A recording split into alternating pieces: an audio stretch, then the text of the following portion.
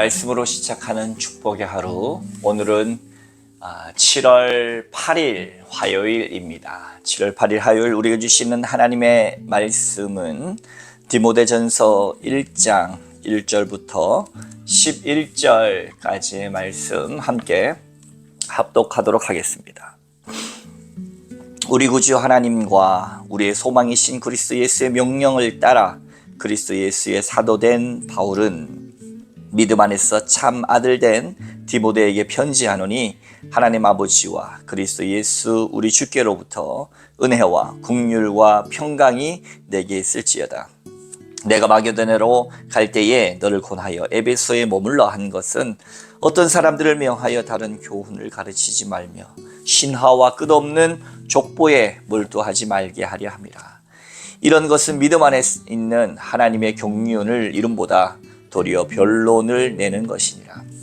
이 교훈의 목적은 정결한 마음과 선한 양심과 거짓이 없는 믿음에서 나오는 사랑이거늘 사람들이 이에서 벗어나 헛된 말에 빠져 율법의 선생이 되려 하나 자기가 말하는 것이나 자기가 확증하는 것도 깨닫지 못하는도다. 그러나 율법은 사람이 그것을 적법하게만 쓰면 선한 것임을 우리가 아노라.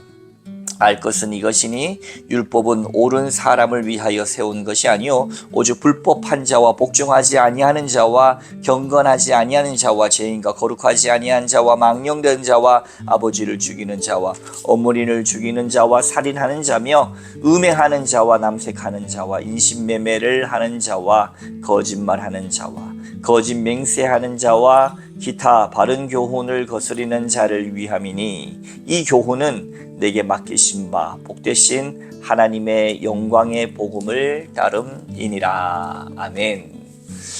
오늘도 주님의 귀하신 말씀 앞에 서신 여러분들 가운데 좋으신 우리 주님의 은총 그리고 평화가 가득하시기를 빕니다. 제가 매번 말씀으로 시작하는 축복의 하루를 할 때나 설교할 때 항상 앞에 다는 멘트가 비슷하지요.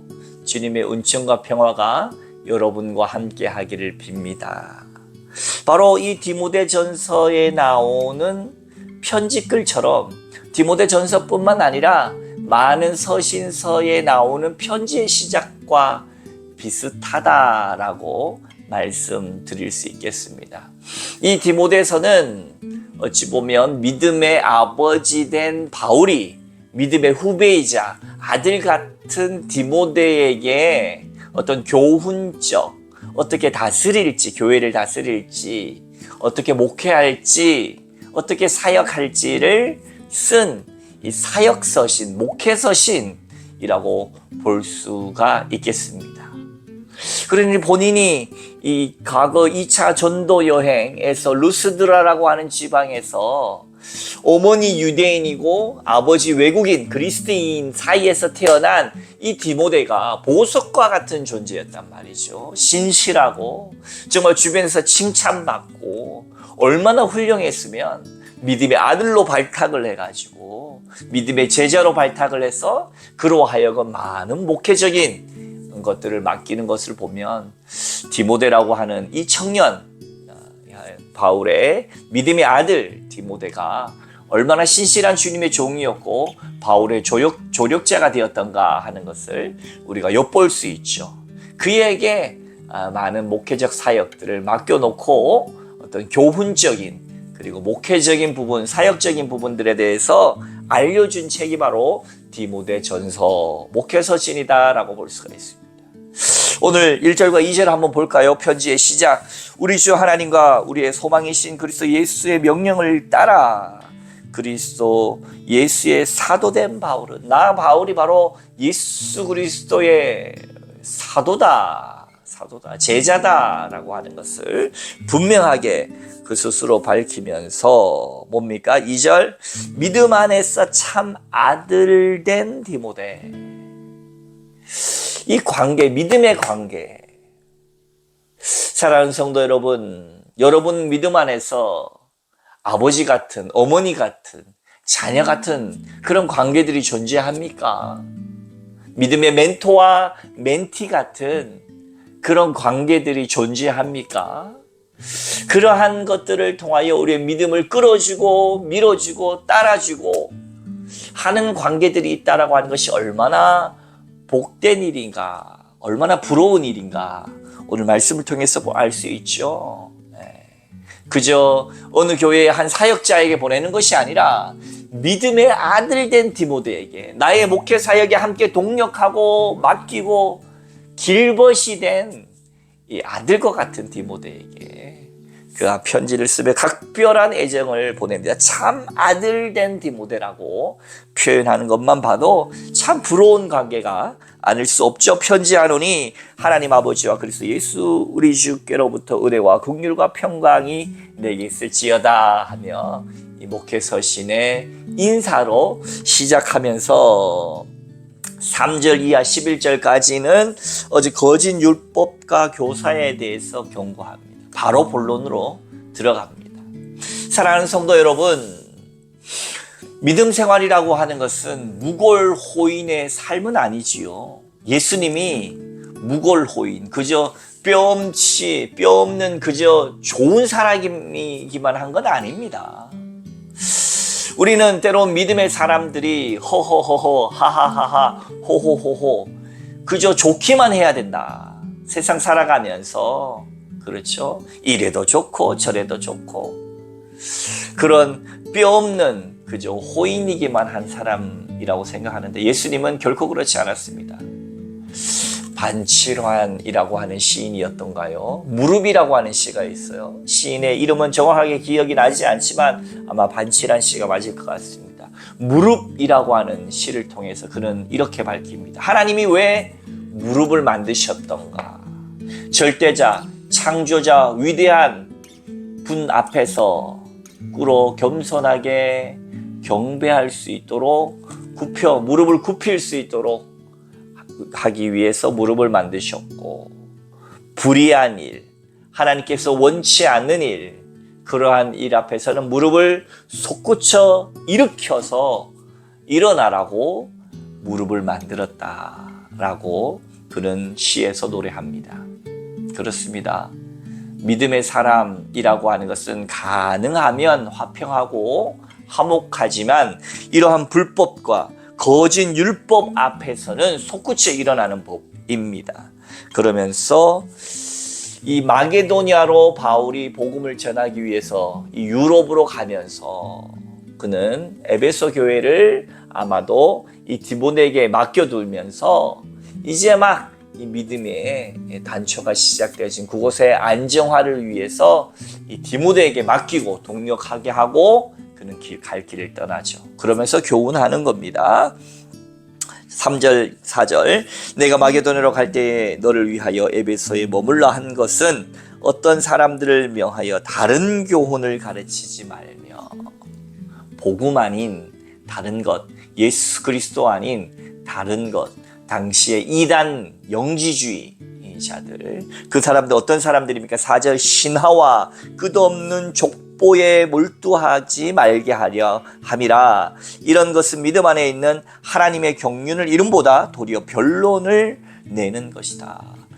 복음의 이 본질, 신앙의 본질, 바로 이 교훈의 목적은 뭡니까? 5절에 나오자 정결한 마음, 청결한 마음과 선한 양심과 거짓 없는 믿음에서 나온 사랑이 복음의 핵심에서 벗어나서 율법의 선생 되려고 하고 자기가 말하는 것에 대한 확증하는 것도 깨닫지 못하고 자기가 뭔 말하는지도 모르는 채 그저 남들 가르치려고만 하는 신하와 족보, 믿음의 본질과 전혀 관계없는 것에 몰두하면서 그것이 신앙의 전부인 것처럼 사람들을 현혹하고 있는 이 영지주의자들과 같은 이단자들과 같은 그런 사람들을, 그런 변론, 말거리만 만들어내는 사람들에게 집중하지 말고 너는 어떻게 해요?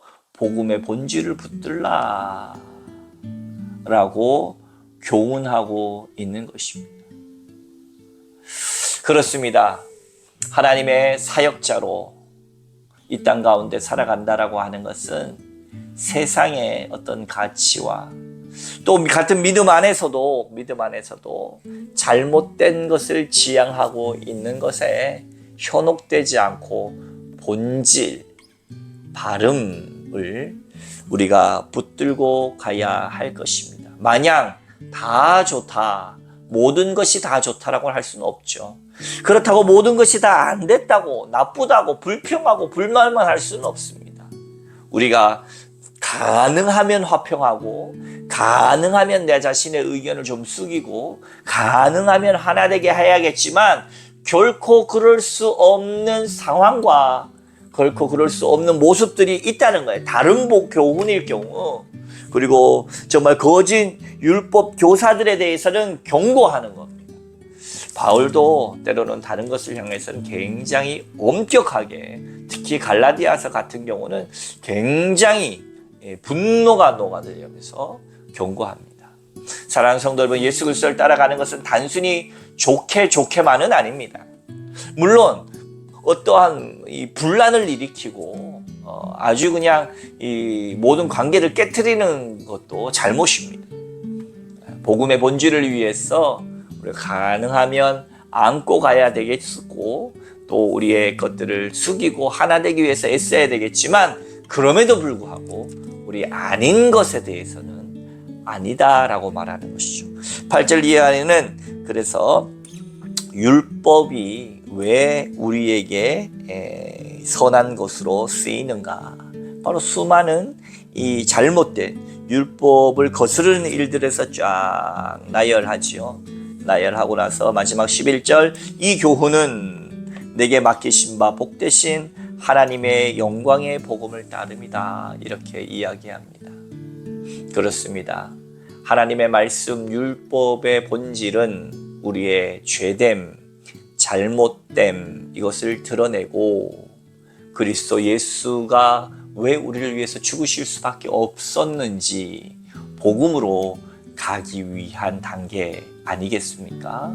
그런데 저 족보와 신화에 매달려서 정말로 과거 중세시대에는 어떤 논쟁거리가 있었다라고 하냐면, 교회의 종탑 끝에 천사가 몇 마리나 앉을 것인가, 이런 거 논쟁했다고 그럽니다. 교회사에 있었던 이야기입니다. 믿음의 본질과 완전 관계없는 쓸데없는 자존심 싸움, 그리고 내가 더 많이 안다라고 하는 거짓 율법 교사들, 그들과 같지 않고 복음의 본질과 믿음의 본질을 향하여 우리가 힘써야 한다라고 하는 사실이죠. 오늘날 교회에서도 마찬가지입니다. 자존심과 쓸데없는 비본질적인 것에 얽매이기보다는 오로지 복음과 본질을 향하여 가시기를 바랍니다. 그래서 과거의 영어 표현에 이게 있습니다. One gospel, many clothes. 복음의 본질은 하나다. 그러나 많은 옷을 입는다. 이것을 통해서 우리가 알 수 있는 것. 과거에 교회에서 드럼 못 치게 했어요. 더 옛날에는 교회에서 피아노도 못 치게 했어요. 술집에 사용하는 걸 왜 교회에 쓰냐. 국악기, 꽹과리나 장구나 이런 것들도 교회에서 못 치게 했어요. 왜요? 어디 구판에서 쓰는 것들을 쓰냐? 아닙니다. 복음의 본질만 바뀌지 않는다면 여러 가지 옷을 입을 수 있다라고 하는 사실이에요. 우리가 좀 더 폭넓은 마음과 복음의 본질을 잘 붙든다라고 한다면 여러 가지를 통하여서 복음의 진보를 위해서 우리가 참 자유하는 저와 여러분 되시기를 주님의 이름으로 축원합니다. 함께 기도하겠습니다.